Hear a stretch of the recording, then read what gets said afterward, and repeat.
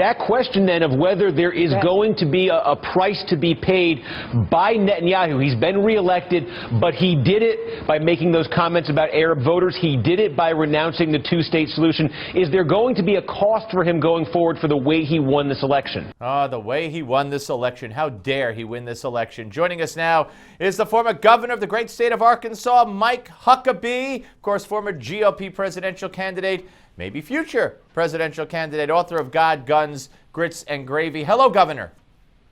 Steve, great to be back on the show. Well, always good to talk to you. And, there's really no one I'd rather talk to because you are such a strong supporter of Israel, and you come from a perspective, different background than me, and I'm a huge supporter of Israel. When you see what's going on here, the way Obama, although, the phone call is supposedly forthcoming today to Netanyahu from Obama, we hear, but the reaction from this administration to the victory and what they're threatening to do at the UN and maybe impose sanctions on Israel while lifting them on Iran, what on earth is going on here? Well, it's very clear, Steve, that this administration in general, and this president in particular, has an extraordinary disdain for Israel in general and Benjamin Netanyahu in particular. And it's just inexplicable. When I hear news people say things like, what's the price that Netanyahu will pay? I want to say, well, what's the price that Israel and the world pays if Israel isn't willing to stand up against the Iranian nuclear threat? They may be paying with the lives of their children and grandchildren. Netanyahu won this election by finally reminding the Israeli voters that if they don't exist because somebody wipes them off the face of the map, as Iran has promised to do, then their tax rates really don't matter. Yeah. And I just was amazed. And one of the things, I talked to several people who helped run the campaign for Netanyahu, friends of mine in Israel, and I spoke with them.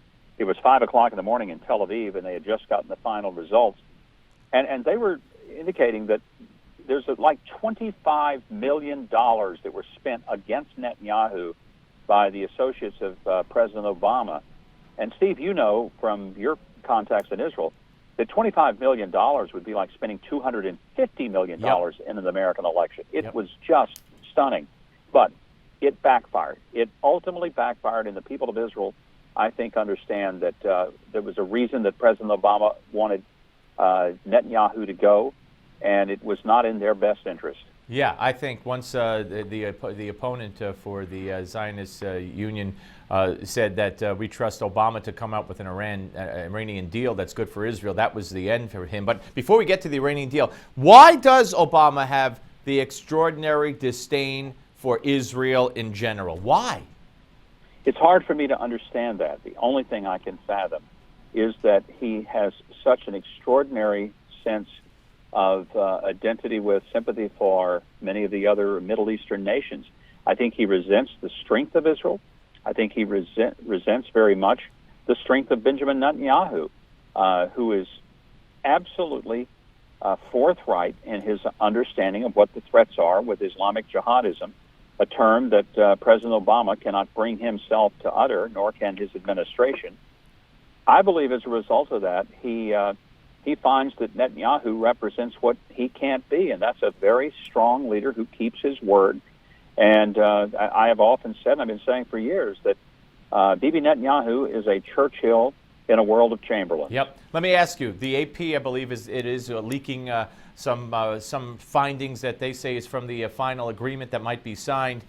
6,000 centrifuges. Originally, the U.S. wanted like 1,500 or 500. 6,000 centrifuges, lifting of all sanctions. In 10 years, they could do whatever the heck they want. What kind of deal is this? Well, it's a terrible deal, and I believe that one of the reasons Netanyahu came to the United States, spoke to Congress, and thereby speaking to the American people, was to tell us that we can do better than this. And frankly, to do better means that we make it clear nuclear options are not viable for Iran, not now, not tomorrow, not ever. But it's interesting to me, Steve, that the thought of giving them 6,000 centrifuges.